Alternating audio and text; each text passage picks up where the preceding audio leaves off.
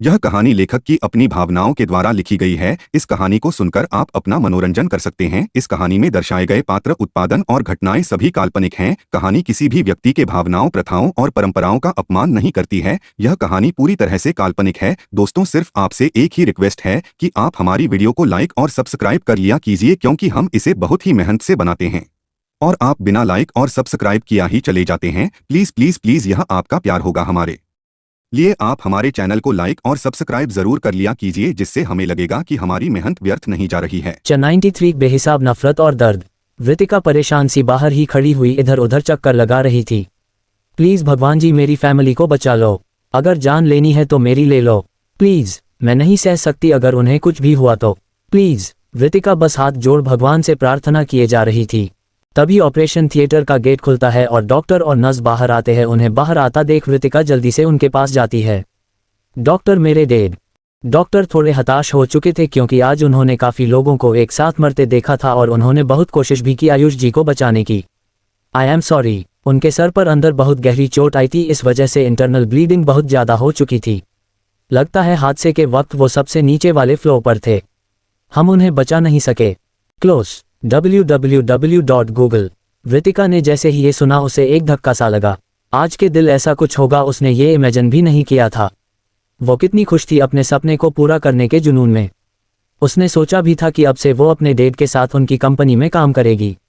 आयुष जी के साथ काम करना उसका सबसे बड़ा सपना था और एक ही दिन में सब बर्बाद हो चुका था। वृतिका की आंखों में इस वक्त एक आंसू भी नहीं था, मानो सारा दर्द अंदर ही अंदर घुट रहा हो और उसकी नसें फटने वाली हो। तब वहां वैष्णवी आ जाती है तो वृतिका एक उम्मीद से उसकी तरफ देखती है। मम्मी, दी और प्रशांत। वैष्णवी नमे गर्दन हिलाते हुए रोने लगती है। कोई नहीं बचा वृत्ति इस हादसे में, सब हमें छोड़कर चले गए। वैष्णवी फबक फबक कर रो पड़ी, जबकि वृतिका एकदम शांत थी और उसकी आंखों में कोई आंसू नहीं थे। वो एक लाश की तरह बेंच पर बैठी हुई थी और सामने लगी छोटी सी रेड लाइट को घूर रही थी, जो इस वक्त बंद थी उसकी जिंदगी में रोशनी की तरह, जो अब तबाह हो चुकी थी। तभी दरवाजा खुलने की आवाज से वृतिका अपनी सोच से बाहर आती है और उस तरफ देखती है तो विधान दरवाजे के पास खड़ा था। वृतिका एक छोटे से एक्सीडेंट से वापस उसी दुनिया में चली गई थी जिससे वो बड़ी मुश्किल से बाहर निकली थी। वृतिका एक गहरी सांस लेकर गाड़ी से बाहर आ जाती है और देखती है वो एयरपोर्ट पर थी। वो सवालिया नजरों से विधान की तरफ देखती है। हम घर नहीं गए, मैं खुद, तुम्हें रेस्ट करना चाहिए, मैं खुद आ जाती। विधान उसका हाथ पकड़ अपने प्राइवेट प्लेन की तरफ कदम बढ़ाता है तो वृतिका थोड़ी हैरानी से बोलती है, क्या तुम भी साथ जा रहे हो? विधान एक नज़र मुड़कर वृतिका की तरफ देखता है। तुम्हें क्या लगता है ऐसी सिचुएशन में मैं तुम्हें अकेला छोड़ूंगा? लेकिन वृतिका कुछ बोलने को हुई, तभी विधान उसकी बात काटकर बोलता है, अब चुपचाप चलो और तुम्हें मैं अकेला छोड़ दूं, ये बात अपने दिमाग से निकाल दो। अब वृतिका चुप हो गई थी और चुपचाप चल रही थी, क्योंकि उसे पता था कि विधान को कुछ भी कहने का कोई मतलब नहीं है, वो अपनी ही चलाएगा।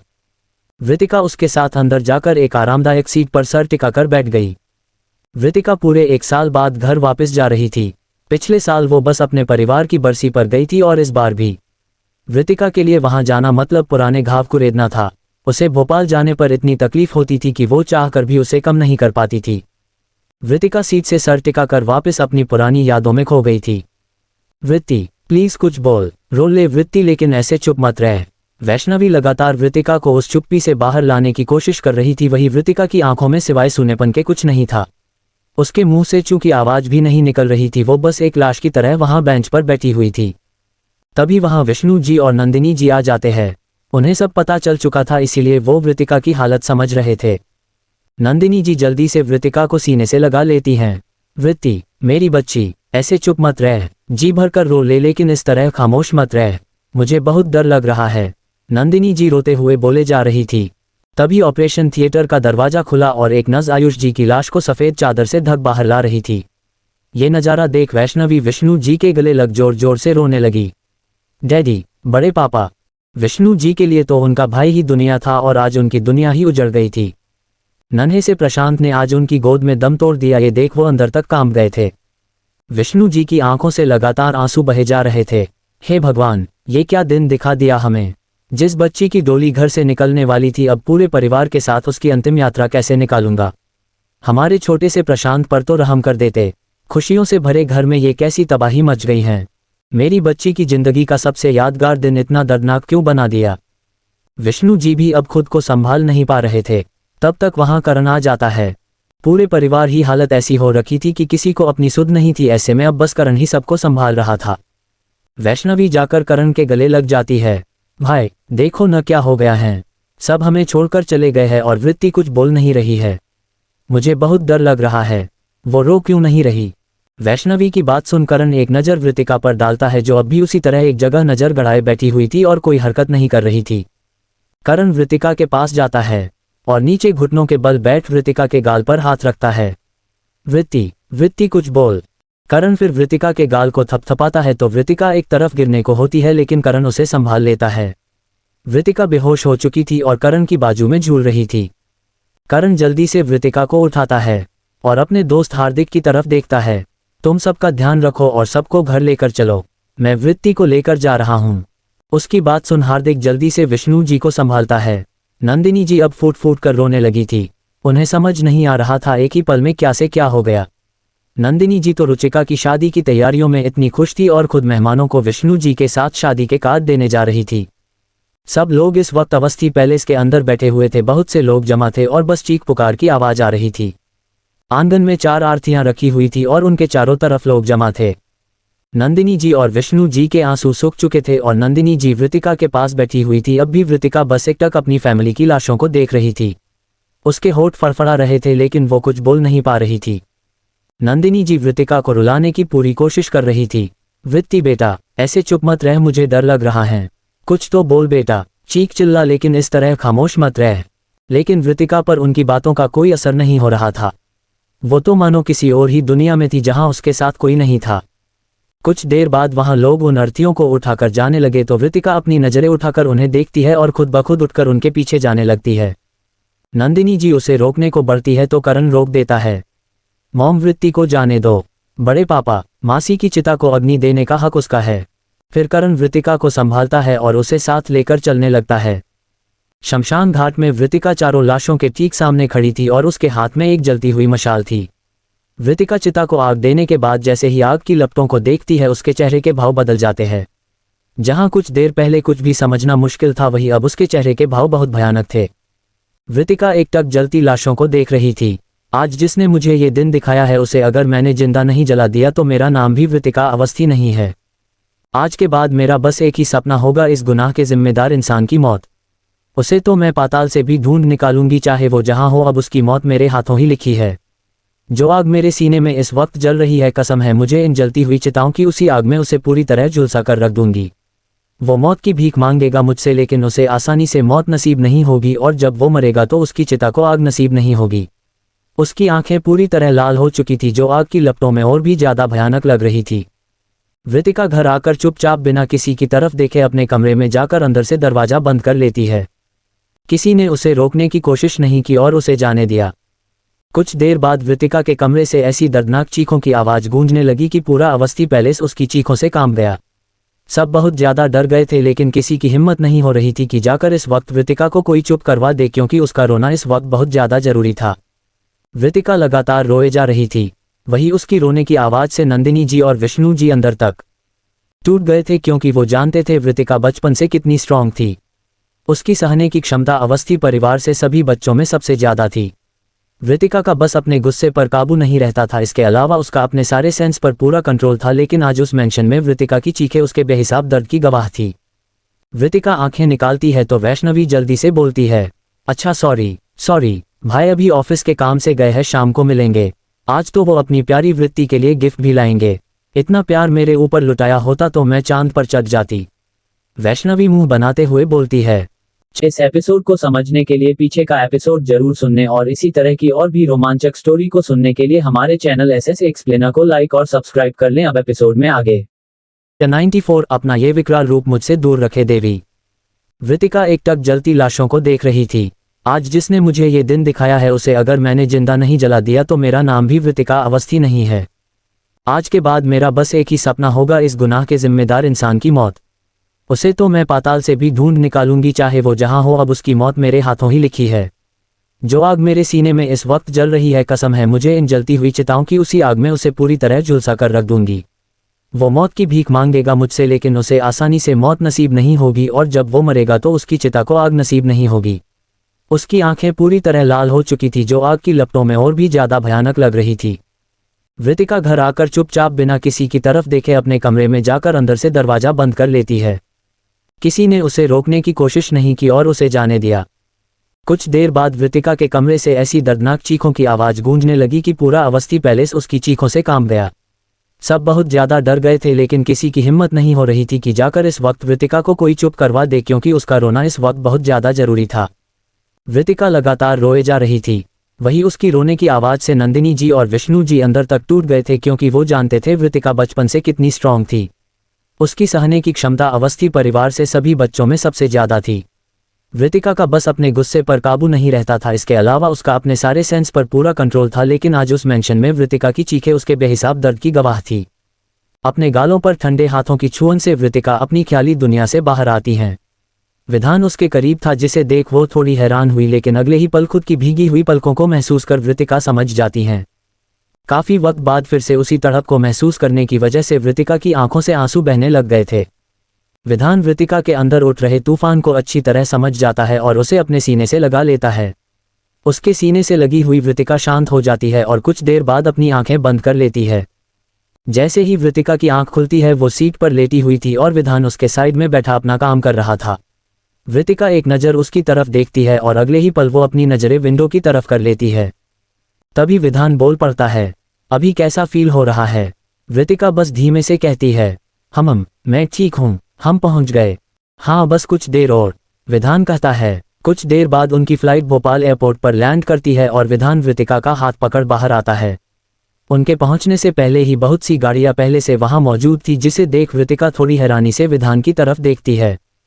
जब वो गाड़ियों के करीब पहुंचते हैं तो पूरी आहूजा फैमिली को वहां देख वृतिका और ज्यादा हैरान हो जाती है। आप सब, वृतिका हैरानी से कहती है। क्यों, तुम्हें अच्छा नहीं लगा हमें यहाँ देखकर? वाणी जी कहती है। ऐसी बात नहीं है आंटी, वृतिका कहती है। मॉम, सारी बातें आपको यही करनी है क्या? चलो ना, कीर्ति थोड़ी एक्साइटेड होते हुए कहती है, क्योंकि वो पहली बार भोपाल आई थी और उसे वृतिका का घर देखने की बहुत ज्यादा जल्दी थी। हाँ मॉम, पहले चलते हैं। चिंकी का उतावलापन देख रुकने का मन नहीं है यहाँ, यशवी मुस्कुराते हुए कहती है। मॉम, मुझे एक अर्जेंट मीटिंग है, मुझे अभी जाना होगा, विधान बोल पड़ता है। विधान की बात सुन वृतिका हैरानी से उसे देखते हुए सोचने लगी, क्या ये मुझे छोड़ने यहाँ तक आया? वाणी जी विधान की तरफ देखते हुए बोलती है, वेद एक बार घर चलते, उसके बाद चले जाना। विधान फिर जल्दी से बोलता है, नहीं मॉम, मुझे जाना होगा, बहुत इम्पोर्टेंट है। ओके बेटा, ध्यान रखना लेकिन अपना। वाणी जी इतना ही बोल पाती है, क्योंकि वो जानती थी विधान को ज्यादा लोगों के बीच रहना पसंद नहीं है और वो उसे फोर्स भी नहीं कर सकती थी। फिर सब गाड़ियों में बैठ जाते हैं। इस वक्त वृतिका वाणी जी के पास बैठी हुई थी। विधान एयरपोर्ट से ही वापस दिल्ली के लिए निकल चुका था। कुछ देर में सारी महंगी गाड़ियां एक लाइन में भोपाल की सड़कों पर दौड़ रही थी और हवा को चीरते हुए बहुत ही रफ्तार से आगे बढ़ रही थी। करीब आधे घंटे के सफर के बाद सारी गाड़ियां एक बड़े से मेंशन के गेट में अंदर घुसती है, जिसके बाहर नेम प्लेट लगी हुई थी, अवस्थी पैलेस। वृतिका की अब धड़कनें बढ़ गई थी। हालांकि इस घर में उसने इतना वक्त नहीं बिताया था, क्योंकि कोलकाता से भोपाल शिफ्ट होने के बाद से वृतिका ज्यादातर अपनी ट्रेनिंग और अपने मिशन में बाहर ही होती थी। लेकिन फिर भी विष्णु जी और नंदिनी जी की जिद पर वो कभी यहाँ रुकती थी और यहाँ भी उसे वही एहसास होता था जो उसे कोलकाता होता है। उसे हमेशा से परिवार के बीच रहने पर अपने मॉम डैड और भाई बहन की कमी खलती थी और वृतिका घंटों तक अपने कमरे में ही बंद रहती थी। जैसे ही गाड़ियां अंदर रुकी, मेंशन के अंदर से विष्णु जी और नंदिनी जी जल्दी से बाहर आते हैं। उन्हें पहले ही बता दिया गया था कि पूरी आहूजा फैमिली आज भोपाल आ रही है, इस बात का बस वृतिका को ही पता नहीं था। विष्णु जी और नंदिनी जी की नज़र जैसे ही गाड़ी से निकलती वृतिका पर पड़ी, उनके चेहरे पर खुशी की मुस्कान आ गई और आंखों में आंसू आ गए। विष्णु जी और नंदिनी जी जल्दी से वृतिका के पास जाते हैं। मेरी बच्ची, कितने वक्त बाद देख रही हूं मैं तुम्हें, कितनी कमजोर हो गई है, नंदिनी जी बड़े प्यार से वृतिका को कहती है। वृतिका के चेहरे पर ज्यादा भाव नहीं थे, वो बस नंदिनी जी के आंसू पोंछती है और बोलती है, चाची आपको पता है ना, मुझे ये रोना धोना नहीं पसंद, आपको रुलाने को मैं यहाँ नहीं आई हूँ, अगर आपने अभी रोना बंद नहीं किया तो मैं वापस चली जाऊंगी। उसकी बात सुन विष्णु जी और नंदिनी जी जल्दी से अपने आंसू पोंछते हैं। नहीं नहीं बेटा, ये तो खुशी के आंसू है, हम नहीं रो रहे। ऐसा बोलते हुए विष्णु जी वृतिका के सर पर प्यार से हाथ फेरते हैं। फिर विष्णु जी और नंदिनी जी पूरे आहूजा परिवार का स्वागत करते हैं और सब मेंशन के अंदर आते हैं। अवस्थी मेंशन काफी बड़ा था और हर कोना बहुत ही खास तरीके से डिजाइन किया हुआ था। खासकर मैंशन का बड़ा सा मंदिर और लिविंग एरिया इतना सुंदर बनाया गया था कि एक बार में नजरें न हटे। कीर्ति एक नज़र पूरे मैंशन में घुमाती है। वाह अंकल, आपका मैंशन तो बहुत खूबसूरत है, बिल्कुल रॉयल तरीके से डिज़ाइन किया हुआ है, बहुत खूबसूरत है। उसकी बात सुन विष्णु जी एक्साइटेड होते हुए कहते हैं, हाँ बेटा, हर एक चीज़ मेरे भैया की पसंद के हिसाब से डिज़ाइन है। उनका सपना था हमेशा से हमारे बच्चों के लिए ऐसा महल बनाने का। विष्णु जी की बात सुन वृतिका खामोश हो जाती है और वही विष्णु जी को भी एहसास होते ही वो वृतिका की तरफ देखते हैं। वृतिका फिर एक नज़र वहां लगी तस्वीरों को देख बोलती है, मैं रूम में जा रही हूँ, बहुत थक गई हूँ। ऐसा बोल वो बिना किसी की तरफ देखे घुमावदार सीढ़ियों से होते हुए ऊपर की तरफ चली जाती है।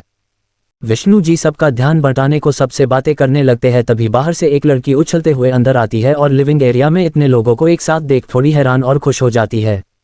डैड, वो लड़की जोर से बोलती है। तब सबकी नज़रें दरवाजे की तरफ चली जाती है और नंदिनी जी उस तरफ देख बोलती है, वैशु बेटा यहाँ आओ। नंदिनी जी की बात सुन वैष्णवी जल्दी से सबकी तरफ आती है और अपने ही ख्यालों में गुम होती है। तभी नंदिनी जी की आवाज़ से उसका ध्यान टूटता है, बेटा अंकल आंटी के पैर छुओ। वैष्णवी जल्दी से सबके पैर छूती है और प्यार से कीर्ति की तरफ देखती है। तभी वैष्णवी को कुछ याद आता है और वो जल्दी से बोलती है, मॉम वृत्ति, वो कहाँ है? उसने कहा था वो आएगी। वृत्ति आ गई है वैशु, अपने रूम में है, जाओ तुम जाकर मिल लो, नंदिनी जी बोलती है। तभी वैष्णवी की नज़र कीर्ति पर जाती है जो इस वक्त बोर हो रही थी, तो वैष्णवी उसकी भावना समझ जाती है और उसकी तरफ देखती है, तुम भी चलोगी मेरे साथ? वैष्णवी की बात सुन कीर्ति मुस्कुराकर एक झटके में खड़ी हो जाती है और वो वैष्णवी के साथ होते हुए वहां से जल्दी से निकल जाती है। वृतिका इस वक्त अपने रूम का दरवाजा बंद कर बालकनी में बैठ पूरे मैंशन के गार्डन को देख रही थी।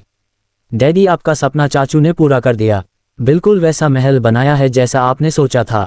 जो भी आप मुझे देना चाहते थे वो सब चाचू ने मेरे लिए किया है, लेकिन फिर भी सब अधूरा है आप सबके बिना। ये पैलेस की दीवारें मुझे तकलीफ देती है, इसे देख मुझे आपकी मम्मा की और रुचि दी प्रशांत की याद आती है। मैं बता नहीं सकती कितनी तकलीफ होती है जब मुझे यह एहसास होता है कि मैं आप सबकी बरसी के लिए यहाँ आई हूँ। मेरा दिल कचोट उठता है, ऐसा लगता है धड़कने बंद हो जाएगी मेरी ये सोच सोच कर कि आप सब अब कभी मेरे पास नहीं आ सकते। लेकिन आप फिक्र मत करो, आपकी वृत्ति बहुत स्ट्रांग है और जो प्रॉमिस मैंने आप सबसे किया है वो मैं कभी नहीं भूलूंगी। वृतिका ऐसे ही काफ़ी देर से अपने ख्यालों में गुम थी, तभी उसके रूम का दरवाज़ा नॉक हुआ। वृतिका उसे इग्नोर कर देती है, लेकिन अगले ही पल जोर से फिर से दरवाज़ा नॉक हुआ तो वृतिका अब थोड़े गुस्से में उठती है और जाकर दरवाज़ा खोलती है। वो जैसे ही दरवाज़ा खोलती है वैष्णवी अचानक से उछलकर वृतिका के गले से लिपट जाती है। ओह वृत्ति, मुझे यकीन नहीं हो रहा मैं तुझे देख रही हूँ। वृतिका हैरानी से बस खड़ी हुई थी और वैष्णवी के उसे छोड़ने का वेट कर रही थी। जैसे ही वैष्णवी उससे अलग हुई वृतिका उसे घूरते हुए बोलती है, वैशु तुम मुझसे इस तरह लिपटा मत करो। वैष्णवी फिर वृतिका के साइड से होते हुए अंदर आती है, क्यों न लिपटू, मेरी बहन इतने वक्त बाद आई है आखिर। इस देवी के तो दर्शन ही बहुत दुर्लभ हो गए हैं, और वैसे भी तू तो ऐसे की ऐसे रहने वाली है खड़ूस सी, लेकिन मैं तो तेरे जैसी नहीं हूं ना। देख सीख मुझसे, एक ब्यूटी ब्रांड की ऑनर बन गई लेकिन घमंड इतना सा भी नहीं है। वृतिका हाथ बांधे दीवार से सहारा लगा खड़ी हो जाती है और बिस्तर पर लुढ़की हुई वैष्णवी को घूरती है। ओह रियली, लेकिन मुझे चाचू से पता चला है कि इतनी बड़ी ब्यूटी ब्रांड की ऑनर ने अभी तक किसी बड़ी कंपनी के साथ कॉन्ट्रैक्ट साइन नहीं किया है। अब वैष्णवी बेड पर बैठ जाती है और तकिए को गोद में ले लेती है। डैड भी तुझे सारी बात बता देते हैं, एक बड़ी कंपनी मेरी ब्रांड के साथ कॉन्ट्रैक्ट करना चाहती है तो उसी की मीटिंग की तैयारी कर रही हूँ। बहुत जल्दी मेरी ब्रांड एक इंटरनेशनल ब्रांड होगी और मेरा चेहरा इंटरनेशनल मैगजीन में दिखाई देगा। वृतिका उसकी बात सुन बोलती है, ओह रियली वैशु, लेकिन तुम ऐसे ग्लोबल एंटरप्राइजेस के साथ भी तो काम कर सकती हो ना वैशु। अब तो हमारी कंपनी भी एक इंटरनेशनल कंपनी है। तुझे क्या लगता है वृत्ति, मॉम डैड ने ये ऑफर नहीं दिया होगा मुझे, लेकिन जैसे तू इंडिपेंडेंट है वैसे ही मैं भी बिना किसी की मदद के अपना और अपनी ब्रांड का नाम बनाना चाहती हूँ। मुझे खुद के दम पर कुछ करना है और इसके लिए मुझे किसी सहारे की जरूरत नहीं है। वैष्णवी पूरे कॉन्फिडेंस से बोलती है। अच्छा, और मिस वैष्णवी अवस्थी को इतना तगड़ा मोटिवेशन कहाँ से मिला? वृतिका अब उसके पास बैठते हुए कहती है। वैष्णवी जल्दी से बोलती है, तुझसे और कहाँ से आएगी? मिस वैष्णवी अवस्थी का सारा मोटिवेशन एसएफ ऑफिसर वृतिका अवस्थी है। पता है तेरे मिशन से रिलेटेड हर न्यूज घर में सब बड़े ध्यान से देखते हैं। और तो और लास्ट में जो प्लेन हाईजैक की न्यूज आई थी और बाद में पता चला कि उसमें तू थी, मॉम ने रो रो कर सबको परेशान कर दिया था और डैड परेशान हो रहे थे, वो अलग। मेरी और भाई की जान निकल गई थी दोनों को एक साथ समझाने में और शांत करवाने में। तो मैं तुझे बोलकर जाती हूँ ना वैशु, चाचू चाची को न्यूज से दूर रखा कर। मैं भी पूरी कोशिश करती हूँ कि उन्हें कुछ पता न चले ताकि वो परेशान न हो, लेकिन अब मीडिया का तो मैं भी क्या करूँ। वृतिका थोड़ी परेशान आवाज में बोलती है। हाँ, करती हूँ पूरी कोशिश वृत्ति तेरी बात मानने की, लेकिन मुझे भी बहुत डर लगता है तेरे लिए। लास्ट मिशन में तेरा खून से सना हाथ देख तो मैं खुद डर गई थी कि तू इतना दर्द कैसे सह लेती है। तुझे क्या जरूरत है वृत्ति, छोड़ दे ये सब। अब तो हमारी कंपनी का इतना नाम हो गया है, दादू भी आर्मी में है, विजय अंकल भी है, सब मिलकर ढूंढ लेने उस इंसान को जिसके पीछे तू पड़ी है। बहुत डर लगता है तेरे लिए, प्लीज वापस आ जा घर। वैष्णवी वृतिका को समझाने की कोशिश करती है। वृतिका थोड़ी गुस्से में कहती है, वैशु तुझे पता है न, मुझे बिल्कुल नहीं पसंद कि कोई मुझे मेरे मकसद से हटने को कहे, और ये काम मैं तब तक तो बिल्कुल नहीं छोड़ने वाली जब तक मेरा मकसद पूरा नहीं हो जाता, इसीलिए दोबारा ये बात अपने जहन में भी मत लाना। ओके ओके, शांत हो जा मेरी माता, फिर से अपना वॉल्केनो वाला रूप मत दिखा देना, डर लगता है यार तुझसे। मैं तो कॉकरोच से भी डर जाने वाली तुच्छ प्राणी हूँ, जरा अपना ये विकराल रूप मुझसे दूर रखे देवी। वैष्णवी हंसते हुए कहती है। हो गया तेरा। अच्छा वैसे अंकल और आर्यन नहीं आए? वृतिका पूछती है। नहीं, वो कल आएंगे, वैष्णवी बोलती है। और करण भाई कहाँ है? कब से दिखाई नहीं दिया? वृतिका पूछती है। आप अपने कक्ष से बाहर निकलेंगी तब तो कोई आपको दिखाई देगा ना देवी, जरा सबको एक बार दर्शन तो दे दे। अब वैष्णवी वृतिका को गुस्सा दिलाने के पूरे काम कर रही थी। तेरी बकवास हो गई होगी, अब तो अपनी मीटिंग की तैयारी कर, वृतिका उसे ताना मारने के अंदाज में कहती हैं। अरे मैं तो भूल ही गई थी, कीर्ति अकेले घूम रही है, उसने बोला था वो कुछ देर ऐसे ही घूमना चाहती है, मैं जाकर देखती हूँ, वैष्णवी जल्दी से खड़ी होते हुए कहती है। ओके, ध्यान रखना कीर्ति का। वृतिका जाती हुई वैष्णवी की तरफ देख बोलती है, लेकिन तब तक वैष्णवी कमरे से बाहर निकल जाती है। इस एपिसोड को समझने के लिए पीछे का एपिसोड जरूर सुनने और इसी तरह की और भी रोमांचक स्टोरी को सुनने के लिए हमारे चैनल एसएस एक्सप्लेनर को लाइक और सब्सक्राइब कर लें। अब एपिसोड में आगे। 95 मैं कोई सो कोल्ड प्रिंस चार्मिंग नहीं, जुनूनी कयामत हूँ, वृतिका थोड़ी गुस्से में कहती है। वैशु तुझे पता है न, मुझे बिल्कुल नहीं पसंद कि कोई मुझे मेरे मकसद से हटने को कहे, और ये काम मैं तब तक तो बिल्कुल नहीं छोड़ने वाली जब तक मेरा मकसद पूरा नहीं हो जाता, इसीलिए दोबारा ये बात अपने जहन में भी मत लाना। ओके ओके, शांत हो जा मेरी माता, फिर से अपना वॉल्केनो वाला रूप मत दिखा देना, डर लगता है यार तुझसे। मैं तो कॉकरोच से भी डर जाने वाली तुच्छ प्राणी हूँ, जरा अपना ये विकराल रूप मुझसे दूर रखे, वैष्णवी हंसते हुए कहती है। हो गया तेरा। अच्छा वैसे अंकल और आर्यन नहीं आए? वृतिका पूछती है। नहीं, वो कल आएंगे, वैष्णवी बोलती है। और करण भाई कहाँ है? कब से दिखाई नहीं दिया? वृतिका पूछती है। आप अपने कक्ष से बाहर निकलेंगी तब तो कोई आपको दिखाई देगा ना देवी, जरा सबको एक बार दर्शन तो दे दे। अब वैष्णवी वृतिका को गुस्सा दिलाने के पूरे काम कर रही थी। वृतिका आंखें निकालती है तो वैष्णवी जल्दी से बोलती है। अच्छा सॉरी भाई, अभी ऑफिस के काम से गए हैं, शाम को मिलेंगे। आज तो वो अपनी प्यारी वृत्ति के लिए गिफ्ट भी लाएंगे, इतना प्यार मेरे ऊपर लुटाया होता तो मैं चांद पर चढ़ जाती, वैष्णवी मुंह बनाते हुए बोलती है। तेरी बकवास हो गई होगी, अब तो अपनी मीटिंग की तैयारी कर, वृतिका उसे ताना मारने के अंदाज में कहती हैं।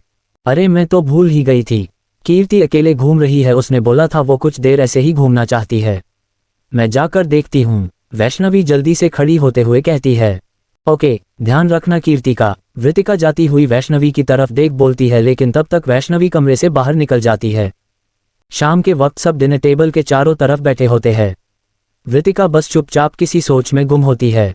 विष्णु जी वृतिका के मन की तकलीफ अच्छी तरह से समझ पा रहे थे, लेकिन वो कुछ बोलकर उसे हट नहीं करना चाहते थे, क्योंकि वृतिका काफी वक्त बाद भोपाल आई थी और वो नहीं चाहते थे कि वो और ज्यादा दुखी हो। दिन के बाद सब अपने अपने कमरों में चले जाते हैं और वृतिका टेरेस पर बैठी आसमान में तारों को देख रही थी, तभी वहां विष्णु जी आ जाते हैं। वृत्ति बेटा, इतनी रात को यहाँ क्या कर रही हो? विष्णु जी बड़े प्यार से कहते हैं। चाचू आप सोए नहीं? वृतिका पीछे मुड़ उन्हें देखते हुए कहती है। नहीं बेटा, नींद नहीं आ रही थी, कल की पूजा तैयारियों के बारे में ही सोच रहा था, मुझे पता था तुम इतनी रात को यही होगी, इसीलिए मैं यहाँ चला आया। वृतिका कुछ नहीं कहती है, बस एक नज़र वापस से आसमान में डाल देती है और चांद के इर्द गिर्द चमक रहे तारों को देखती है। विष्णु जी भी उसकी नज़र की तरफ देखते हैं तो बोलते हैं। इतनी तकलीफ में मत रहो वृत्ति, तुम्हें ऐसे देख मुझे बहुत तकलीफ होती है, अब तो भाई साहब की निशानी के रूप में जो बचा है वो तुम ही हो, और मैं चाहता हूँ तुम हमेशा खुश रहो।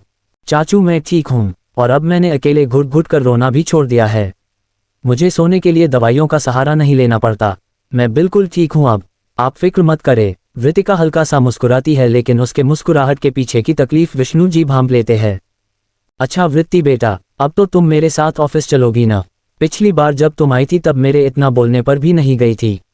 आखिर एक बार देखना तो चाहिए तुम्हें भी। विष्णु जी वृतिका का ध्यान बटाने के लिए दूसरी बात करते हुए कहते हैं। चाचू, मैंने कितनी बार कहा है, आप कंपनी की पावर ऑफ अटॉर्नी अपने नाम करें। अगर आप ऐसा नहीं करेंगे तो मैं करण भाई के नाम कर दूंगी। मुझे कोई कंपनी नहीं चाहिए, और अगर मुझे जाना ही होगा तो मैं वैसे भी आपके साथ चल सकती हूँ। वृत्ति, इस बारे में अब जिद मत करो, कंपनी तुम्हारे नाम ही रहेगी। मुझे बहुत खुशी होती है जब हमारी कंपनी को कोई भी नया प्रोजेक्ट तुम्हारे नाम से मिलता है। आखिर तुम भाई साहब के लिए भी कितनी लकी थी, ये बात तो सब जानते हैं। इतनी जल्दी किसी कंपनी का एक इंटरनेशनल प्लेटफॉर्म पर पहचान बनाना बड़ी बात नहीं है। जो जैसा है वैसा ही रहने दो, मुझे अच्छा लगता है। वृतिका कुछ बोलने को हुई, तभी पीछे से एक हैंडसम सा लड़का, यहीं कोई 30 साल का, टेरेस पर आता है और पीछे से बोलता है। सबसे मिलना हो गया, लेकिन ये नहीं कि एक बार अपने भाई को याद कर ले। वो आवाज सुनकर वृतिका पीछे गर्दन घुमाती है तो खुशी से मुस्कुरा उठती है और बोलती है, भाई। वृतिका जाकर करण के गले लग जाती है, जिसे देख विष्णु जी मुस्कुराते हुए बोलते हैं, चलो अब तो वृत्ति का भाई आ गया है तो उसे किसी की जरूरत नहीं है। वृतिका उनकी तरफ देख बोलती है, चाचू ऐसी बात नहीं है, मैं मजाक कर रहा हूँ बेटा, तुम दोनों बातें करो, मैं चलता हूँ, कल की तैयारियां भी करनी है। ऐसा बोलते हुए विष्णु जी वहां से चले जाते हैं। करण वृतिका की तरफ देखते हुए कहता है, काफी वक्त बाद याद आए अपने भाई की। भाई आपको तो पता है न, यहाँ रहना मेरे लिए कितना मुश्किल हो जाता है। वृतिका थोड़ी मायूसी से कहती है, अच्छा वैसे आर्यन नहीं आया, मैंने कहा था न उसे भी साथ लाना। करण बोलता है, भाई वो कल आएगा, मैं दिल्ली से आई हूँ, धीरज अंकल और वाणी आंटी के साथ। ओह, मैं मिला था सबसे, वो भोपाल आए थे कुछ वक्त पहले ही। उन्हें शायद कोलकाता हादसे की बात अभी अभी पता चली। सबकी तस्वीर से बहुत ज्यादा मायूस हो गए थे अंकल आंटी। अंकल तो अपने आप को ब्लेम कर रहे थे। डैड ने बड़ी मुश्किल से समझाया। वृतिका बस एक फीका सा जवाब देती है, वैसे तेरे काम का क्या हुआ, कुछ पता चला या नहीं? वृत्ति, मुझे तेरी बहुत ज्यादा फिक्र होती है। कुछ भी कर, तुझे कोई नहीं रोक रहा, लेकिन बस तू अपना ध्यान रख। करण थोड़ा फिक्रमंद होते हुए कहता है, नहीं भाई, वो इंसान तो ऐसे गायब हो गया है जैसे कभी था ही नहीं। बहुत ढूंढने की कोशिश करी है, मेरे कांटेक्ट में जितने भी एजेंट्स हैं सबको इसी काम में लगा रखा है, लेकिन 7 साल हो गए कुछ पता नहीं चला। वृतिका के चेहरे के भाव अब थोड़े सख्त हो गए थे। वृत्ति, कहीं ऐसा तो नहीं कि उसने अपनी आइडेंटिटी ही बदल ली हो? तूने बस पुराने रिकॉर्ड में उसकी एक फोटो देख रही है, इसके अलावा उसके नाम के अलावा तेरे पास कोई इन्फॉर्मेशन भी नहीं है, तो पता लगाना थोड़ा ज्यादा मुश्किल हो रहा है। हाँ भाई, अब तो मुझे भी यही लग रहा है, लेकिन आप टेंशन मत ले, मैं उसे ढूंढ कर रहूंगी और उसके बाद जो होगा उसकी उसने कभी कल्पना भी नहीं की होगी। वृतिका अपनी मुठिया कसते हुए बोलती है, लेकिन तुझे अपना प्रोमिस तो याद है ना वृत्ति? मैंने तेरे एसएफ ज्वाइनिंग में सपोर्ट किया, लेकिन सिर्फ इस मकसद के लिए, उसके पूरा होते ही तू ये काम छोड़ देगी ना? क्योंकि हमने बहुत कुछ खो दिया है, अब तुझे कुछ भी हुआ तो ये बर्दाश्त नहीं कर पाएंगे। हाँ भाई, मुझे याद है, मैंने एसएफ बस मेरे इसी मकसद के लिए ज्वाइन की है। मुझे उस इंसान की मौत के अलावा कुछ नहीं चाहिए मेरी जिंदगी में। अच्छा ये बता, तेरे प्रिंस चार्मिंग का कुछ हुआ? मेरी क्यूट सी वोल्केनो के लिए कोई राजकुमार आया कि नहीं? करण अब वृतिका का ध्यान बटाने के लिए बोलता है। तभी पीछे से वैष्णवी जी आवाज आती है, वृतिका के लिए प्रिंस चार्मिंग आएगा ये तो आप भूल जाएं भाई। उसकी आवाज सुन दोनों उस ओर देखते हैं तो वहां वैष्णवी हाथों में ट्रे लेकर खड़ी थी। ठंडे ठंडे मौसम के लिए गर्मा गर्म कॉफी, और ये तो वृत्ति की फेवरेट है। ऐसा बोलते हुए वैष्णवी ट्रे टेबल पर रख देती है। अच्छा वृत्ति, मेरी मीटिंग की प्रेजेंटेशन बनाने में तू मेरी हेल्प करेगी क्या? तू तो बिजनेस मैनेजमेंट में टॉपर है ना। एक्चुअली मैं ये काम किसी को भी नहीं पकड़ा सकती, क्योंकि जिसके साथ मेरी मीटिंग है वो बहुत बड़ी कंपनी के सीईओ है और मैं नहीं चाहती मेरी पहली ही मीटिंग में कोई गलती की गुंजाइश हो। वैष्णवी बोलती है, ओके वैशु, सब मैं करवा दूंगी, लेकिन तू इतनी हाइपर मत हो। एक मीटिंग ही तो है, इतना स्ट्रेस मत ले, बिल्कुल फ्री माइंड से रह, सब सही होगा। मुझे पता है खुद का ब्रांड लॉन्च करने के लिए तूने कितनी मेहनत की है।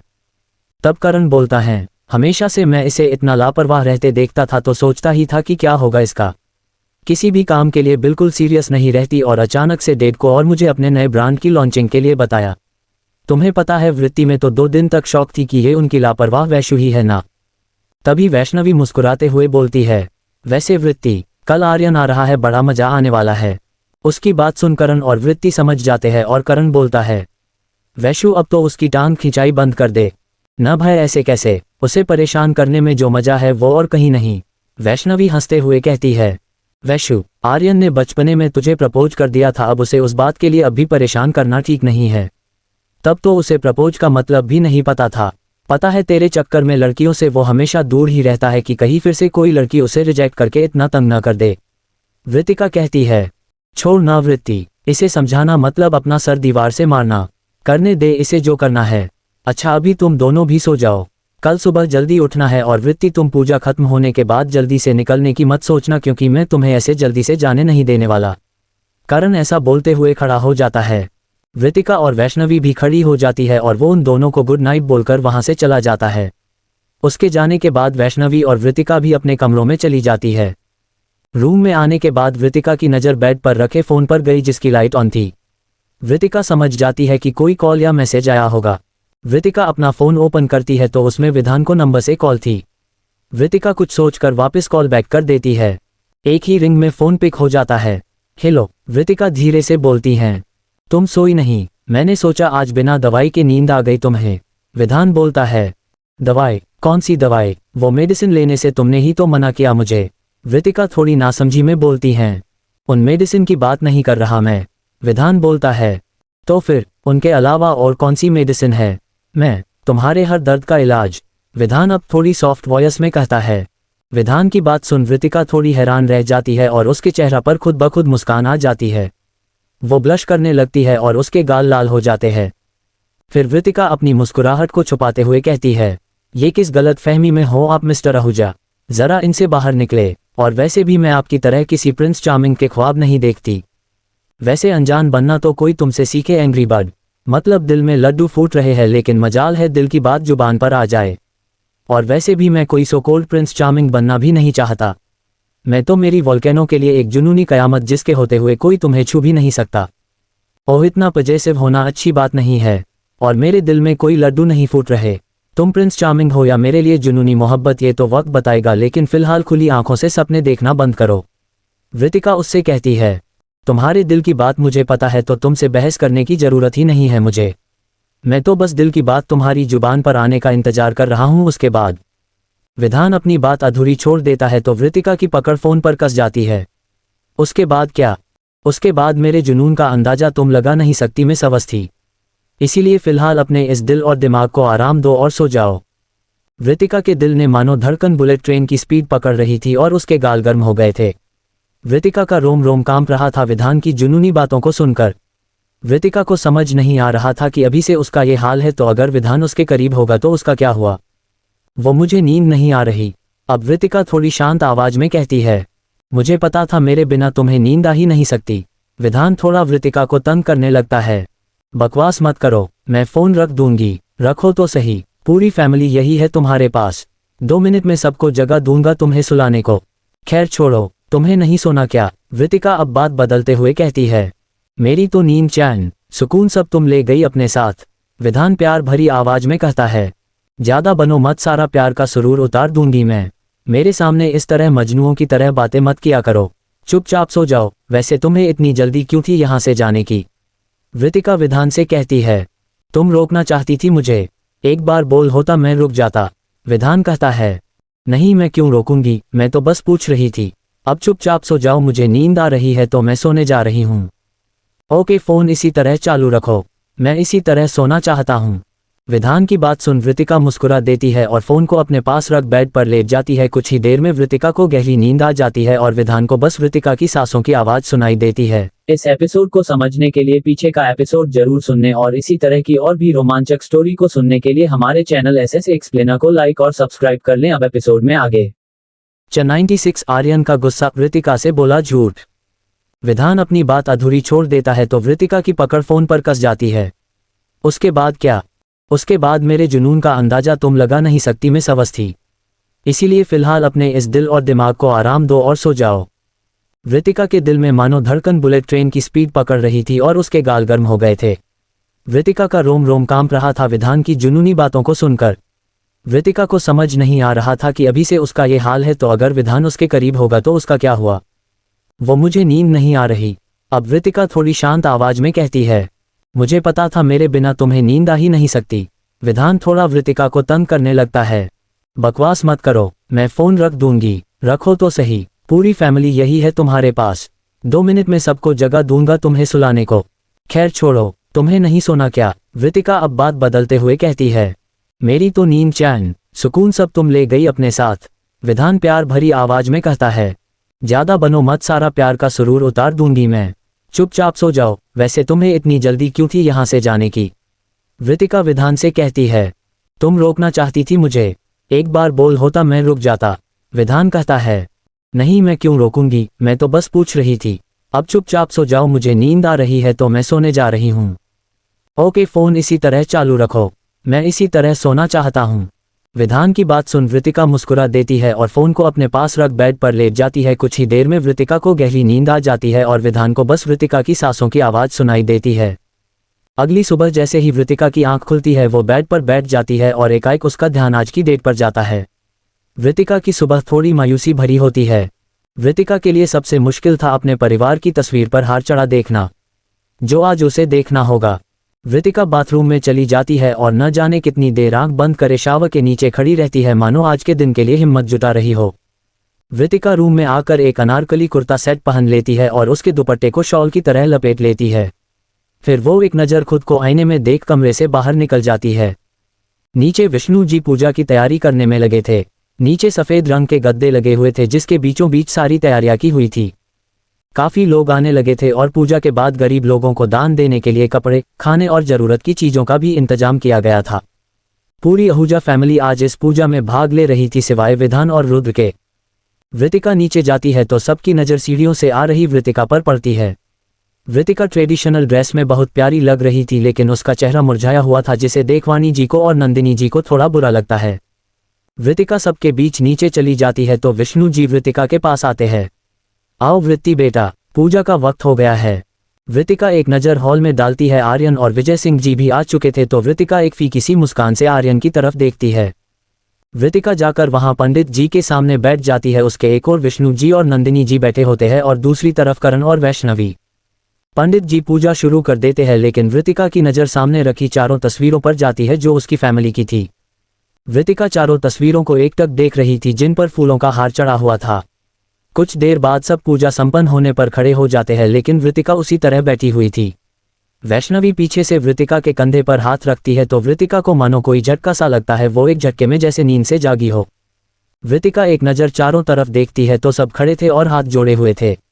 वृतिका फिर जल्दी से खड़ी हो जाती है। फिर कुछ देर बाद पूजा संपन्न हो जाती है और सभी एक साथ बड़ी श्रद्धा से वृतिका की फैमिली की आत्मा की शांति के लिए प्रार्थना करते हैं। वृतिका थोड़ी पीछे हो जाती है, फिर वो विजय सिंह जी के पास चली जाती है। अंकल, वृत्ति बेटा तुम ठीक हो ना? विजय सिंह जी बड़े प्यार से बोलते हैं। हाँ अंकल, लेकिन आपको आने में इतना वक्त कैसे लगा? आप तो हमेशा से सबसे पहले आते थे न इस वक्त। वृतिका उनकी तरफ देख कहती है। हाँ बेटा, कुछ जरूरी काम आ गया था, वरना मैं जल्दी आ जाता। विजय सिंह जी थोड़े परेशान नजर आ रहे थे जिसे शायद वृतिका भांप लेती है। अंकल कुछ हुआ है क्या? आप बहुत परेशान लग रहे हैं। वृतिका विजय सिंह जी से पूछ ही लेती है। विजय सिंह जी अपने चेहरे को भाव छिपाते हुए कहते हैं। नहीं बेटा, हेडक्वार्टर का ही काम का स्ट्रेस था और कुछ नहीं, सब ठीक है, तुम पहले जाओ, पूजा का काम खत्म करो। विजय सिंह जी बोलते हैं। Okay uncle. वृतिका ऐसा बोलते हुए वहां से चली जाती है। उसके जाते ही आर्यन अपने डैड की तरफ देखता है। डैड आपने वृत्ति को बताया क्यों नहीं? अगर बाद में उसे पता चलेगा तो उसे बहुत बुरा लगेगा। मुझे लगता है आपको उससे ऐसे सच नहीं छुपाना चाहिए। आर्यन की बात सुन विजय सिंह जी बोलते हैं। आर्यन मैं बस अभी वृत्ति को परेशान नहीं करना चाहता। आज के दिन वो वैसे भी बहुत ज्यादा हट होती है। सही टाइम देखकर तुम उसे सब बता देना। ओके डैड, मैं जाकर वृत्ति की हेल्प करता हूँ। इतना बोल आर्यन वहां से निकल जाता है। जैसे ही आर्यन मैन डोर से गार्डन की तरफ बढ़ रहा था, कोई उसका हाथ पकड़ उसे घुमा देता है। आर्यन एकदम से पीछे देखता है। पीछे वैष्णवी खड़ी हुई थी और बड़ी शैतानी मुस्कान उसके चेहरे पर थी। आर्यन उसे देख उसे कुछ नहीं बोलता, लेकिन फिर वैष्णवी बोल पड़ती है। आर्यन, तुम आ गए और मुझसे नहीं मिले। वो मुझे देर हो गई थी, मैं बाद में बात करता हूँ। ऐसा बोल आर्यन जाने लगता है, लेकिन वैष्णवी उसे रोक लेती है। इतनी भी जल्दी क्या है आर्यन, मेरी बात तो सुनो। वैष्णवी फिर उसे रोकती है। आर्यन समझ जाता है वैष्णवी बस उसे तंग करने के लिए ही ऐसा कर रही थी, तो वो वैष्णवी की तरफ देख थोड़ा सख्त लहजे में बोलता है। देखो वैशु, मुझे पता है तुम बस मुझे परेशान करने की कोशिश कर रही हो, लेकिन इस वक्त मेरा कोई इरादा नहीं है कोई भी बहस करने का, इसीलिए प्लीज मुझे तंग मत करो। वैष्णवी थोड़ा मुंह बनाकर कहती है। आर्यन, तुम गुस्सा हो रहे हो सच में? तुम तो कुछ बोलते तक नहीं थे मुझे घबराहट में, और आज इतनी ऊंची आवाज में बात कर रहे हो। मुझे पता है तुम बस मुझसे बचने की कोशिश कर रहे हो। जरूर वृत्ति ने तुम्हें ये ट्रिक बताई होगी ताकि मैं ऐसे तुम्हारी आवाज से डर तुम्हें परेशान करना बंद कर दूं, है ना? उसकी बात सुन न जाने क्यों आर्यन बहुत ज्यादा फ्रस्ट्रेटेड हो जाता है। वैशु, तुम्हें समझ नहीं आता, इतने सालों से कितनी बार बोल चुका हूं कि वो मेरी गलती थी, बस दोबारा नहीं होगा ऐसे। तुम तो पकड़ कर बैठ गई यार। मैं तुम्हें क्लियर कर देता हूं, जो हरकत मैंने बचपन में की वो बचपना थी मेरी, ओके? और अभी मेरे दिल दिमाग में ऐसा कोई ख्याल नहीं आता, इसीलिए उसी बात को बार बार पकड़कर मुझे परेशान करना बंद कर दो। ऐसा बोल आर्यन गुस्से में वहां से चला जाता है। आर्यन के जाते ही वैष्णवी भी गुस्से में उसे घूरती है। इसे क्या हो गया है? ये तो कभी ऊंची आवाज में किसी से बात नहीं करता था और आज मुझ पर चिल्ला रहा है। ऐसा भी क्या कर दिया मैंने? वृत्ति के साथ रह रहकर गुस्सा करना सीख गया है। मेरे ऊपर तो मॉम डैड ने भी इतना नहीं चिल्लाया जितना आज आर्यन ने मुझे सुना दिया। मुझे भी नहीं करनी कोई बात, अपने आप को समझता क्या है? ऐसा बोल वैष्णवी गुस्से में पैर पटकती वहां से चली जाती है। उधर आर्यन जैसे ही थोड़ा साइड में आता है अपने दिमाग को शांत करने की कोशिश करता है। मुझे वैशु पर गुस्सा नहीं करना चाहिए था, लेकिन वो भी टाइम भी नहीं देखती। हमेशा उसके दिमाग में बस मुझे तंग करने का ही ख्याल रहता है। खामखां किसी और जगह की टेंशन गुस्से में वैशु पर उतार दी। मुझे उसे सॉरी बोलना चाहिए, लेकिन कैसे? अभी तो वो गुब्बारा बने घूम रही होगी। महारानी पर आज तक कोई चिल्लाया जो नहीं है। ऐसा बोल आर्यन वृतिका की तरफ बढ़ जाता है, जो इस वक्त विष्णु जी और धीरज जी के साथ वहां आए बहुत से लोगों को कपड़े और जरूरत का सामान दान कर रही थी। आर्यन जल्दी से उसके पास चला जाता है। कुछ देर बाद वृतिका अपने कमरे की तरफ जाती है तो उसकी नज़र चलते हुए वैष्णवी के कमरे में जाती है, जो इस वक्त अपने टैडी को मार रही थी। वृतिका समझ जाती है कि वैष्णवी इस वक्त अपने छोटे से गुस्से में है, क्योंकि वो अपना गुस्सा हमेशा अपने टैडी पर उतारती है। वृतिका वैष्णवी के कमरे में चली जाती है और जल्दी से वैष्णवी के हाथ से उसका टैडी ले लेती है।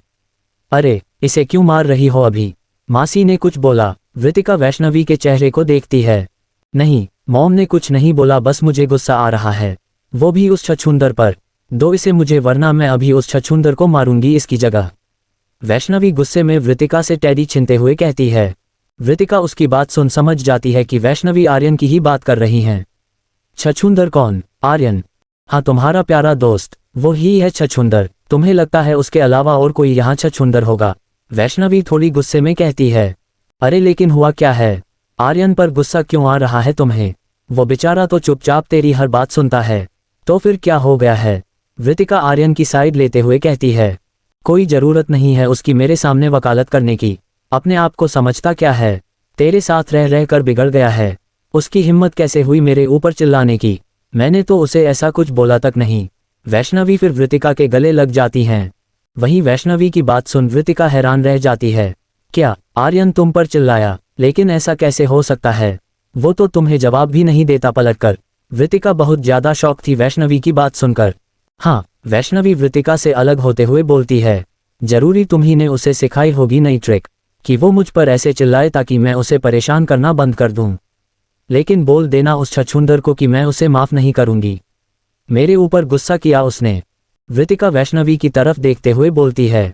मैंने आर्यन को कुछ नहीं बोला, और तुम परेशान मत हो, वो मैं बात करती हूँ आर्यन से। अब टैडी को मारना बंद करो और नीचे चलो। ऐसा बोल वृतिका वैष्णवी के कमरे से बाहर आ जाती है। आर्यन का गुस्सा वृतिका को सोचने पर मजबूर कर देता है। आर्यन वैशु पर गुस्सा कैसे कर सकता है?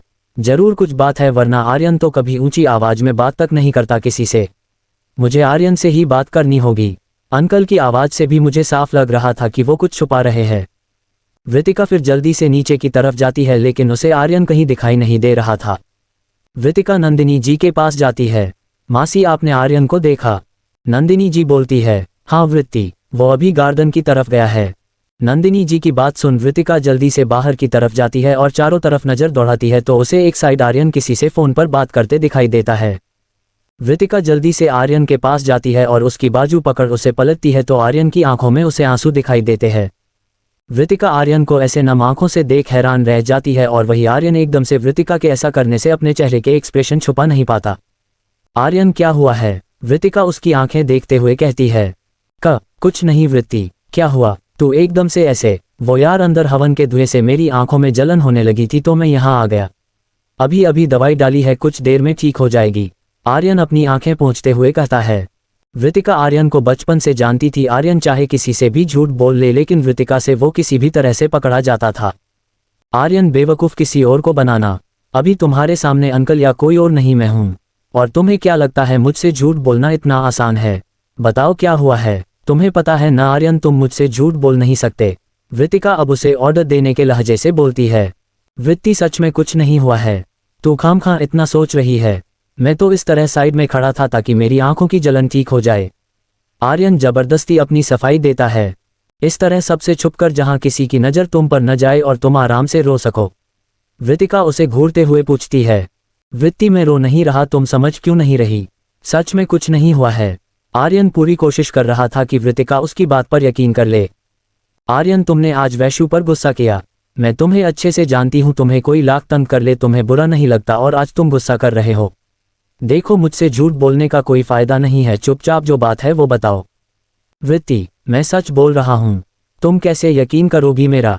और वैशु पर मैं गुस्सा नहीं करना चाहता था। वो तो डैड ने बोला था कि जाकर मैं तेरी और विष्णु अंकल की हेल्प करूं, लेकिन वैशु मुझे जाने ही नहीं दे रही थी, तो उसे चुप करने को झूठ मूठ का गुस्सा दिखा दिया ताकि वो मुझे ज़्यादा परेशान न करे।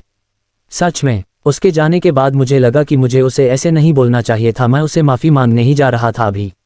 आर्यन थोड़ा परेशान हो जाता है क्योंकि वो काफ़ी कोशिश कर रहा था, लेकिन वृतिका उसकी बात मानने को तैयार नहीं थी। ओके, मान लेती हूँ तुम सच बोल रहे हो। अंकल आंटी की कसम खाओ कि तुम सच बोल रहे हो। वृतिका अब सीधी नज़र उसकी आंखों में डालती है, लेकिन आर्यन उससे नज़र चुरा लेता है। क्या? आर्यन थोड़ा घबरा जाता है। तुम ही ने कहा न कि तुम मुझे यकीन दिलाना चाहते हो, तो खाओ कसम। अच्छा छोड़ो, अंकल आंटी की कसम मत खाओ, मेरी कसम खाओ, मेरे सर पर हाथ रख कर, वृतिका बोलती है। अब तो आर्यन लगभग टूट चुका था, उसे समझ ही नहीं आ रहा था कि वो वृतिका से झूठ बोलते हुए कांपने लगता है। आर्यन एकदम से वृतिका के गले लग जाता है और रोने लगता है। वृतिका हैरान रह जाती है क्योंकि उसने आर्यन को तभी रोते देखा है जब उसके कोई चोट लग जाती है, तो आर्यन बहते खून को देख टपक टपक आंसू बहाता था और वृतिका बस उसे घूरती ही थी। उसे समझ ही नहीं आता था कि ये लड़का कैसा है, मेरी चोट देखकर रोने लगता है। और आज आर्यन को इस तरह रोता देख वृतिका थोड़ा घबरा जाती है क्योंकि वो समझ जाती है जरूर कोई बड़ी बात है। इस एपिसोड को समझने के लिए पीछे का एपिसोड जरूर सुनने और इसी तरह की और भी रोमांचक स्टोरी को सुनने के लिए हमारे चैनल एसएस एक्सप्लेनर को लाइक और सब्सक्राइब कर लें। अब एपिसोड में आगे। 97 वैशु यार, मुझे उस वोल्केनो से बचा ले। वृत्ति, मैं सच बोल रहा हूँ, तुम कैसे यकीन करोगी मेरा?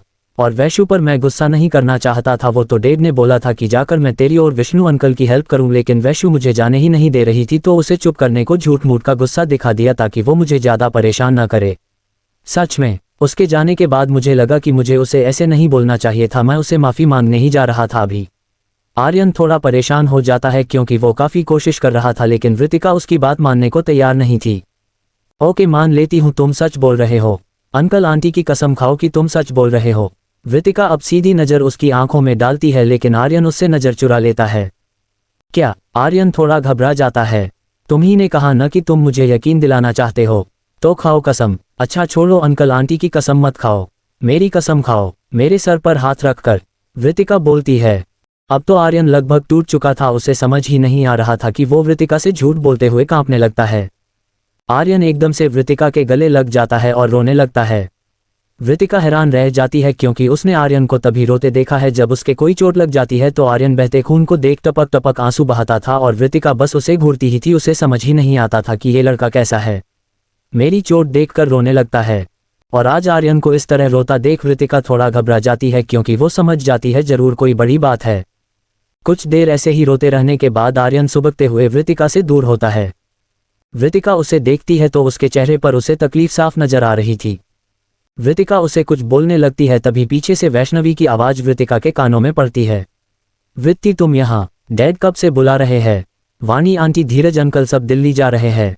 वृतिका उसकी तरफ पलटकर देखती है, लेकिन अचानक से वैष्णवी बोलती है, हाँ वो दादाजी को भी हेडक्वार्टर में जरूरी काम आ गया है और धीरज अंकल को भी अजैन जाना है। ओके, मैं आती हूँ। वृतिका ऐसा बोल आर्यन की तरफ पलटती है तो आर्यन वैष्णवी की तरफ ही देख रहा था को गुस्से में आर्यन को घूर वहां से चली जाती है और आर्यन बस मुंह बनाए देखता रह जाता है। वृतिका कुछ बोलने को होती है तभी आर्यन बोलता है, वृत्ति, अभी सबके पास जाना चाहिए, प्लीज हम बाद में बात करते हैं। आर्यन की बात सुन ऋतिका उसे घूरती है। तुम्हें तो मैं बाद में बताती हूँ, लेकिन खबरदार जो अब ऐसे बच्चों की तरह वापस से रोए तो। आर्यन ऋतिका की बात सुन मुस्कुरा देता है। फिर ऋतिका वहां से मेंशन की तरफ बढ़ जाती है। सब हॉल में ही इकट्ठे थे और जाने की तैयारी में थे। ऋतिका को आता देख वाणी जी ऋतिका के पास चली जाती है। मैं तो तुम्हें अपने साथ ही ले जाना चाहती थी, लेकिन तुम्हारा यहाँ रहना भी जरूरी है, इसीलिए न चाहते हुए भी तुम्हें छोड़कर जाना पड़ रहा है वृत्ति। उनकी बात सुन ऋतिका हल्का सा मुस्कुरा दी। ध्यान रखिएगा आंटी, और तुम भी याद रखना, छोड़कर जा रही हूँ इसका मतलब ये नहीं कि तुम हमसे मिलने ही ना आओ। वाणी जी थोड़ा धमकाते हुए बोलती है। नहीं आंटी, मैं जरूर आऊंगी, ऋतिका मुस्कुराते हुए कहती है। तभी वैष्णवी बोलती है, कोई मेरी तरफ भी देख लो, या सारा अटेंशन वृत्ति को ही दे देना है। वैष्णवी मुंह बना लेती है। वाणी जी प्यार से उसके गाल पर हाथ रखती है। अरे ऐसी कोई बात नहीं है, तुम बच्चियां तो घर की जान हो, तुम्हें अटेंशन की क्या जरूरत। और हाँ, तुम्हें भी मैं खास तौर पर कह रही हूँ वैशु, बिना बोले घर आना है। वैष्णवी बोलती है, जरूर आंटी। इतना बोल वैष्णवी वाणी जी के गले लग जाती है। फिर वो सब वहां से निकल जाते हैं। उनके जाते ही कुछ देर बाद विजय सिंह जी भी जाने को तैयार हो जाते हैं। करण बोलता है, ये क्या अंकल, आप अभी तो आए थे, हर बार तो आप जब भी आते थे हमेशा रुकते थे, और इस बार आंटी को भी नहीं लाए। विजय सिंह जी थोड़ा मुस्कुराते हुए बोलते हैं, करण बेटा, अगर जरूरी काम नहीं होता तो मैं कभी नहीं जाता, और मधु को इम्पोर्टेंट सर्जरी के लिए जाना था इसीलिए वो नहीं आ पाए। मैं बाद में उसे जरूर लेकर आऊंगा, और फिक्र क्यों कर रहे हो, आर्यन अभी यही है ना। वैष्णवी मुंह बनाते हुए बोलती हैं। अंकल आप भी बोल लो झूठ, जैसे वृत्ति बोलती है। विजय सिंह जी थोड़ा घबरा जाते हैं। अरे वैशु बेटा कैसा झूठ। वृतिका उनकी घबराहट को भांप लेती है लेकिन कुछ नहीं बोलती। वैष्णवी बोलती है, ऐसा ही झूठ जैसे वृत्ति हमेशा यहाँ से जाते हुए बोलती है कि वो जल्दी घर वापस आएगी लेकिन आती नहीं है, वैसे ही आप भी यूं ही बोलते हैं। वैष्णवी की बात सुन विजय सिंह जी मुस्कुरा देते हैं। नहीं बेटा, इस बार पक्का जल्दी आऊंगा, और अगर वृत्ति नहीं आई तो। तभी वैष्णवी उनकी बात बीच में काटते हुए कहती है, वृत्ति की फिक्र मत करो अंकल, अब तो मैं भी बाहर रहूंगी ना, वृत्ति की पकड़ कर घर लेकर आऊंगी।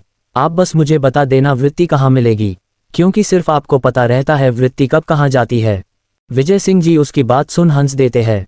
हाँ जरूर बेटा, तुम जरूर आना। फिर वो इसी तरह सबसे विदा लेते हैं और कुछ देर में वहां से निकल जाते हैं। उनके जाते ही वृतिका गुस्से में उठकर ऊपर चली जाती है। किसी को समझ नहीं आता कि वृतिका के इस तरह अचानक बदले मूड का क्या कारण है।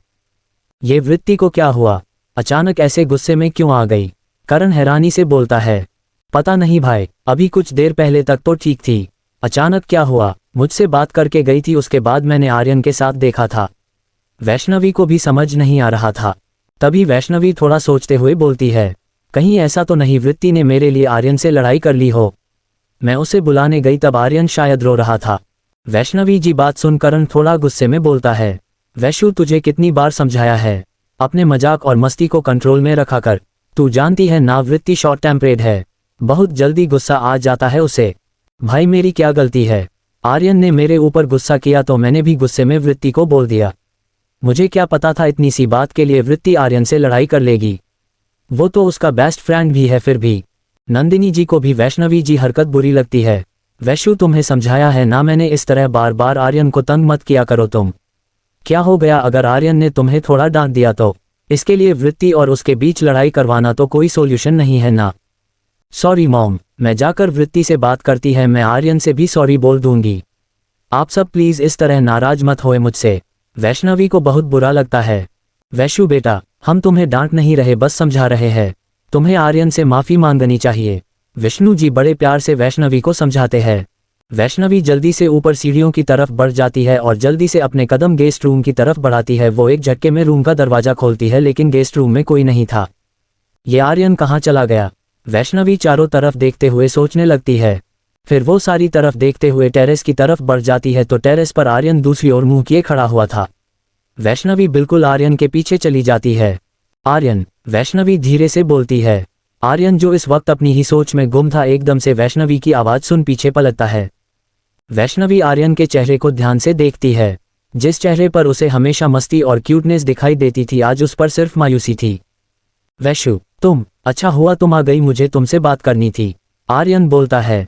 हाँ मुझे भी तुम्हें जरूरी बात करनी थी, वैष्णवी आर्यन से कहती है। बोलो। आर्यन वैष्णवी को देखते हुए कहता है, I am sorry Aryan, Vaishnavi थोड़ा चेहरे पर मासूमियत लेकर कहती है, सॉरी, लेकिन तुम मुझसे सॉरी क्यों कह रही हो? गलती तो मेरी थी, मुझे तुमसे सॉरी बोलना था, इसीलिए तो मैं तुमसे बात करने की कोशिश कर रहा था, लेकिन तुम गुस्से में मेरी तरफ देख ही नहीं रही थी। आर्यन कहता है, नहीं आर्यन, मेरी वजह से तुम रोए, इसीलिए आई एम सॉरी। मैं क्यों रोऊंगा? और ये सॉरी बोलना बंद करो। तुम पर गुस्से में मैं अनजाने में चिल्ला दिया, मेरा ऐसा कोई इरादा नहीं था। सॉरी, मैं आगे से ध्यान रखूंगा। आर्यन वैष्णवी से कहता है, अरे लेकिन मेरी वजह से वृत्ति तुमसे लड़ाई कर रही थी ना, इसलिए मैं नहीं चाहती तुम दोनों मेरी वजह से लड़ो। वैष्णवी थोड़ा जोर से बोलती है, मैं कब लड़ा वृत्ति से? और तुम्हारी वजह से वृत्ति क्यों मुझसे लड़ने लगी? क्या बोले जा रही हो वैशु तुम? आर्यन उसकी बातों को समझ नहीं पाता। क्या मतलब तुम दोनों के बीच कोई लड़ाई नहीं हुई? मैंने गार्डन में तुम्हारी आंखों में आंसू देखे, मुझे लगा मैंने वृत्ति से तुम्हारी शिकायत लगा दी, इसीलिए वो तुम्हें डांट रही थी। वैष्णवी अब थोड़ी मासूमियत से कहती है। आर्यन को उसकी सोच पर हंसी आ रही थी। आर्यन हाथ बांधे खड़ा हो जाता है, और तुम्हें ऐसा क्यों लगा? वो नीचे वृत्ति बहुत ज्यादा गुस्से में थी। जैसे ही विजय अंकल गए, वृत्ति का गुस्से से तमतमाया चेहरा देखने लायक था। वो गुस्से में अपने कमरे में चली गई। मुझे लगा कोई लड़ाई हुई होगी तुम्हारे बीच, क्योंकि आखिरी बार तुमसे ही बात करते देखा था मैंने वृत्ति को। आर्यन वैष्णवी की बात सुन डर जाता है। भले ही आर्यन कितना ही क्यूट क्यों न लगे, लेकिन वृत्ति के गुस्से के आगे उसकी कोई हरकत काम नहीं करती। वृत्तिका गुस्से में ये तक भूल जाती है कि आर्यन उसका दोस्त है। ओह गॉड, डैड तो चले गए और अब वृत्ति से मुझे कौन बचाएगा? डैड की बात मानकर मुझे झूठ बोलना ही नहीं चाहिए था। वो तो मुझे छोड़ेगी नहीं। कहीं यहाँ भी गार्डन के चक्कर लगाने को बोल दी तो ये तो गार्डन भी इतना बड़ा है मैंशन के चारों तरफ। वैशु यार, मुझे उस वोल्केनो से बचा ले। आर्यन भीगी बिल्ली बन जाता है। वैष्णवी आर्यन को ऐसे डरते देख खुद भी घबरा जाती है, क्योंकि वो खुद जानती थी गुस्से में वृत्तिका उसे भी नहीं बख्शती। भले ही वो वृत्तिका से हमउम्र थी, लेकिन फिर भी उसके और वृत्तिका के बर्थ डेट बीच कुछ महीनों का फासला उसे सालों का लगता था, और वृत्तिका का ये चंद महीने बड़ा होना ही काफी था वैष्णवी को अपने ऑर्डर मनवाने को। भले ही वृत्तिका को अपनी बहन बहुत प्यारी थी, लेकिन गुस्से में वो जरा भी रहम नहीं खाती थी। वैष्णवी थोड़ी गुस्से में बोलती है, जरूर तुमने ही कुछ बोला होगा वृत्ति को, खामखां उसे गुस्सा दिला दिया। अब मुझे बीच में मत घसीटना। वैष्णवी ने ऐसा बोल साफ हाथ खड़े कर लिए थे। वहीं आर्यन की सिट्टी पिट्टी गुल हो गई थी। उसे अब अफसोस भी हो रहा था और डर भी लग रहा था। तभी पीछे से एक जोरदार आवाज आए, हो गया तुम दोनों का। इस तरह की टोन सुनकर तो आर्यन के साथ साथ वैष्णवी की भी हवा टाइट हो गई। आगे स्टोरी और भी इंटरेस्टिंग है, आपको बहुत मजा आने वाला है, तो इसका नेक्स्ट एपिसोड देखना बिल्कुल ना भूले, और चैनल को अपने प्यारे प्यारे हाथों से लाइक और सब्सक्राइब कर लें, और अपने दोस्तों को शेयर करना बिल्कुल ना भूले, और अपना प्यार भरा कमेंट जरूर करें। और दोस्तों, कम से कम 200 लाइक का टारगेट पूरा कर दे। मिलते हैं नेक्स्ट एपिसोड में।